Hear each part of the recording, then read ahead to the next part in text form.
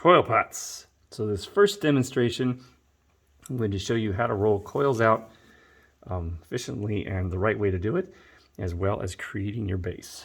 So we always want to have wet clay, and we don't want to overdo things with it, so we don't want to over pinch it. So I've got my clay, and I'm going to kind of start rolling it. Now as I roll it, notice that I'm letting it kind of roll on its own. And I'm doing two things. I'm going to be going like this, stretching the clay this way as it rolls. So it's going this way. I'm also going to have my hands going like this, curve. So curve your hands up and lift up so that at the end there, you are letting it roll by itself. So curving out, go out and up so that we get a nice round coil instead of one that is all lumpy and bumpy. So I've got my nice round coil that's not all lumpy and bumpy. And so I'll go out a little bit further here, rolling my coil. Now for the base, you probably only need about 18 inches like that. You can see this chunk of clay, that's probably almost 22, 24 inches long. So it wasn't all that much clay.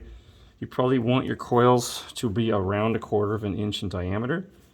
You can make smaller coils later on. You also want to have your coils be even in terms of their thickness. Okay, so just like our pinch pots, the walls should be even. So to start us off, we need to do our base. So I'm just going to create a little spiral, and I'm going to just tuck it in here.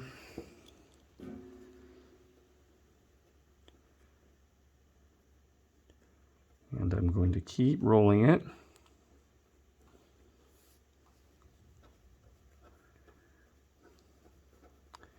Keep going all the way to the end. Now I have to check it to see, to make sure it is the correct diameter.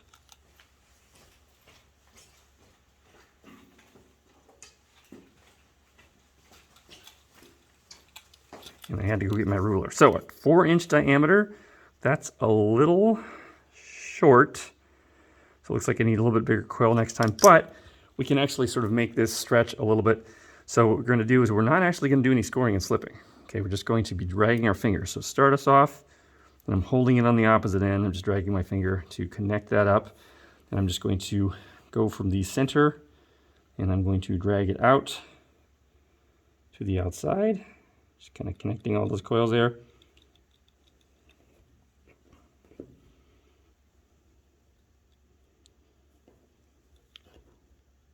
And I can go from the outside in as well, getting all those connected.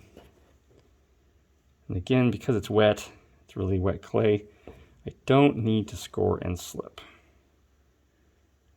But we will use score and slip once we are attaching or building our walls of our pot up. Okay. Now it's important to do both sides. So I got to do both sides.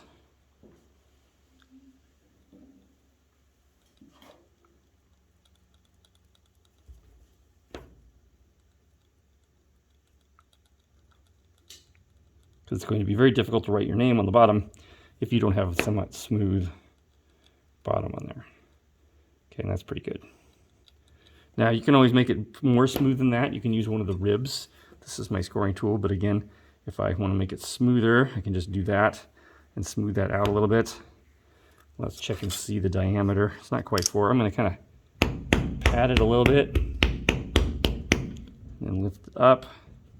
Got to be careful though. So if you're doing this to get it a little bit wider, you should really be using a clay board because it'll stick to the table. But that's okay. I didn't do it too much. That's pretty close. So it looks like 3.5 is probably pretty good. 4 is maybe a little bit better. 3 is a little too small. And that is how we make our base.